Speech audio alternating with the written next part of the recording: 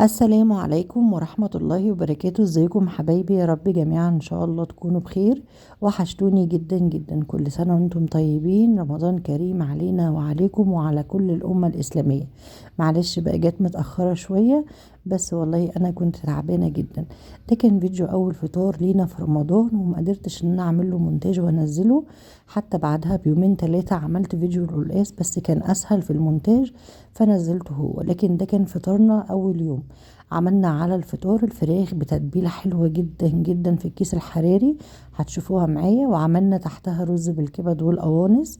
وعملت كمان صينية الخضار المشكل زي التورلي كده باللحمة، كانت خطيرة جدا. عملت كمان لوبيا ورز بشعرية للي مش حابب ياكل رز بالكبد والقوانص. وده كان فطارنا اول يوم. ويلا بينا نشوف مع بعض كده التتبيلة الاول للفراخ. انا هنا معايا حوالي 4 مكعبات من الزبدة، بمقام يعني كده حوالي 3 معالق كبار من الزبدة. معايا نص معلقة من الزعتر، رشة حبهان مطحون حوالي ربع معلقة، فلفل اسود وبابريكا ورشة جوز الطيب، مكعبين من المرق، وحوالي 4 بصلات كده حلوين. هنزل بالكلام ده كله في الكبة واضيف الملح بتاعي، وهضرب الحاجات دي كلها كده مع بعضها، الزبدة مع البصل مع التوابل. وهنمسك الفراخ بتاعتنا نتبلها بيها. انا معايا هنا 3 فرخات منضفاهم كويس جدا، ملح وليمون ونقعهم مرتين. واهم حاجه يا جماعه زي ما قلت لكم تصفوا الفراخ.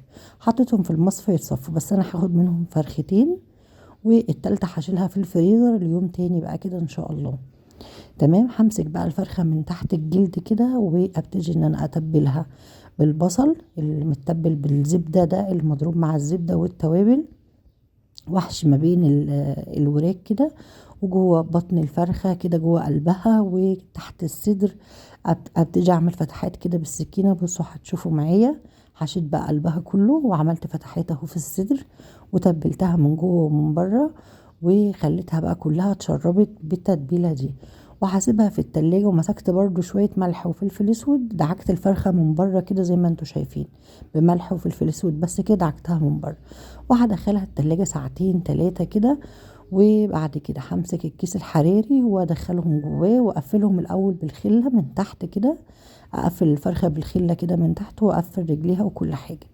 الكيس الحراري بنرشه رشه دقيق كده، وندخل جواه الفرخه عادي جدا وهي معاها الاقفال بتاعتها. اهم حاجه تخرمي الكيس علشان ما يتنفخش منك في الفرن ويعمل ينفجر منك في الفرن. اهم حاجه تديله كده ايه يعني كام خرم كده. وبعد كده بنبتدي ان احنا نحط شويه ميه كده في الصينيه، وبعد كده بندخلها الفرن. لو الميه دي اتشربت معاكي ما تحطيش ميه تاني، خلاص بيبقى الكيس نزلت فيه الشوربه بتاعه الفرخه، هي بتنزل بقى لوحدها، احنا بنحطش ميه جوه الكيس، هي بتنزل كده وخلاص بقى هي بتبتدي تستوي جوه الكيس بتاعها. دي هنا معايا لوبيا كنت مفرزاها في الفريزر، وهنزل لكم برضو الفيديو بتاعها انا فرزتها ازاي. وبتشيليها في الفريزر تحتفظي بيها، بتقعد معاكي فتره طويله. خدتها بقى كده حطيتها في الوok كده، ونزلت عليها بميه سخنه من الكتل، وولعت عليها البوتاجاز، وحطيت لها رشه كمون ورشه سكر، وهاخدها غلوتين، واخدها اشطفها اديها صدمه ميه ساقعه، صدمه ميه ساقعه على طول عشان ما تنزلش القشره بتاعتها. تمام. هنا بقى حطينا معلقه من السمنه البلدي مع قطعه من الزبده كده، وهنحمر فيها بصلايه كبيره او بصلتين متوسطين، ودي علشان نعمل التسبيكه بتاعه اللوبيا. تمام.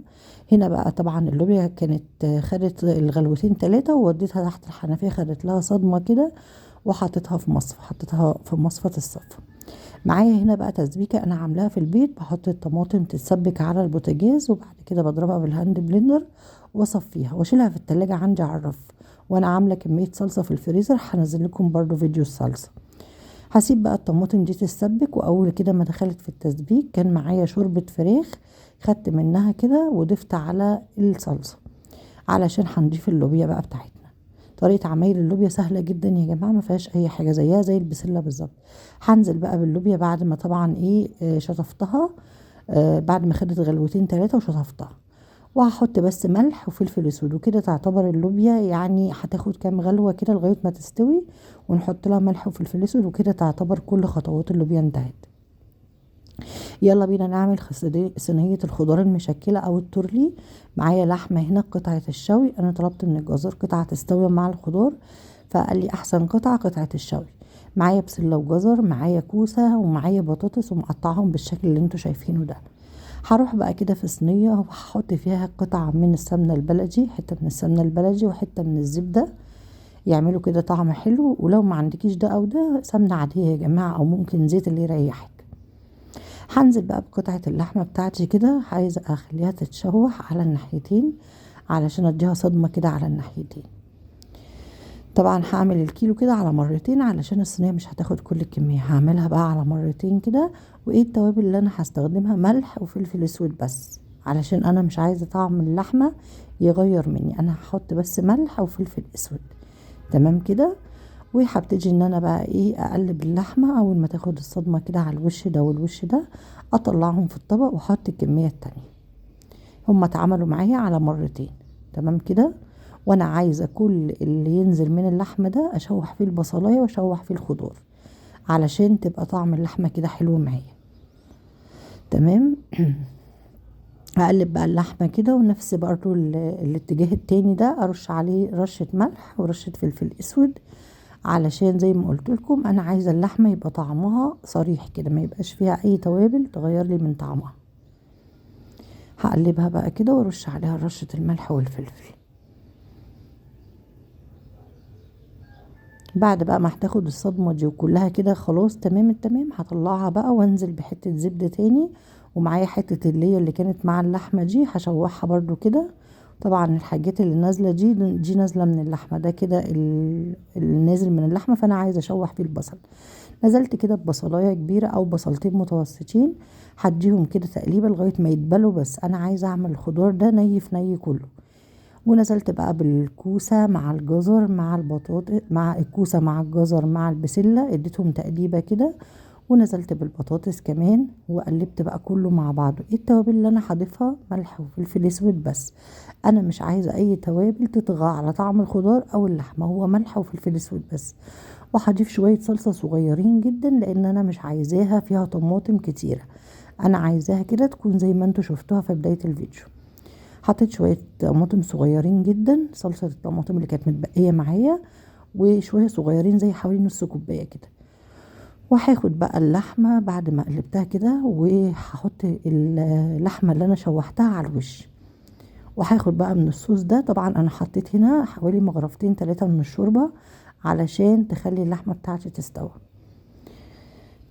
وتخلي قصدي الخضار كمان يستوى معايا.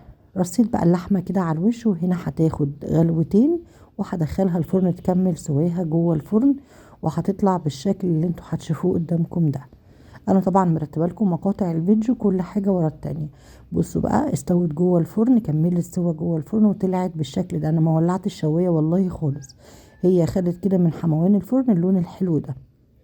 يلا بينا بقى كمان نعمل الرز بالكبد والقوانص. انا هنا في الحله حطيت معلقه من السمنه البلدي كده، معلقه كبيره، وحطيت عليها حوالي بصلايه كده متوسطه. قطعت القوانص وغسلتها حلو جدا، صفيتها، وقطعت الكبد برضو، بس الكبد هنخليها دلوقتي مش هنعملها مع القوانص. نزلت بالقوانص، ونزلت برشه من الفلفل الاسود ورشه حبهان مطحون. وهقلب بقى القوانص كده لحد ما القوانص تستوي معايا مع البصله دي. انا عايزه القوانص تستوي، لان القوانص من الحاجات اللي بتاخد تسويه شويه. هقلب فيها بقى كده، وهزود لها كده ربع كوبايه او نص كوبايه صغيره من الميه لحد ما تستوي معايا، تشرب ميتها دي. بعد كده نضيف لها الرز. وزي ما قلت لكم انا مش هضيف الكبده بقى دلوقتي خالص، هنشوف احنا هنعمل ايه في الكبده. نزلت بالرز كده، وهقلب الرز معايا، وهنزل بقى بمقدار الميه دي، ميه كده من الكاتل، هنزل بقى بمقدار الميه، وهضيف ملح وفلفل اسود بس. طب الكبده هنعمل فيها ايه؟ مضفتهاش ليه مع القوانص بعد ما القوانص استوت؟ لا، الكبده انا بحمرها وبسويها بره بحته زبده وملح وفلفل اسود كده. وبعد ما الرز بيتشرب ويستوي خالص خالص، بقلبها معايا بقى كده تقليبه على الوش. بصوا كده، الرز طبعا انا حطيته بقى على النار لغايه ما اتشرب وشرب الميه بتاعته، وطيت عليه. والكبده هي سويتها في حته زبده بملح وفلفل اسود، ولما الرز استوى قلبتها مع الرز، وبكده بتدي طعم احلى، وما بيكونش فيه اي احساس بزفاره، لان في ناس بتتضايق من طعم الكبده، بيقولوا ان هي بتبقى ليها احساس كده بتكرف شويه. فانا بحب اعملها بالطريقه دي دلوقتي، بحس ان هي طعمها احلى بكتير، ومش بتغير طعم الرز خالص، كده بتبقى طعمها تحفة. وده كان الفيديو بتاعنا، وده كان الفطار بتاعنا اللي هو فطار اول يوم، يعني مش فطار النهارده بقى، فطار اول يوم. والفراخ كانت تحفة. جربوا الفراخ بالتتبيلة الحلوة دي، تتبيلة الزبدة والزعتر، حلوة قوي قوي. وجربوا صينية الخضار بالطريقة دي كده، كله ني في ني، مش هتتعبكم وهتبقى خفيفة وحلوة كده في الصيام. وطبعا اللوبيا بقى اللي عندي مدمنين اللوبيا، فعملت لهم اللوبيا والرز جنبها بالشعرية، برغم ان انا عاملة رز بالكبد والقوانص، بس هم طلبوا كمان رز بشعرية، مرضتش اقول لهم لا. طبعا هم جريوا بقى بالعصير والشوربة على الترابيزة، وانا حبيت اصور لكم كده الحاجات ديت. كل سنة وانتم طيبين، والسلام عليكم ورحمة الله وبركاته.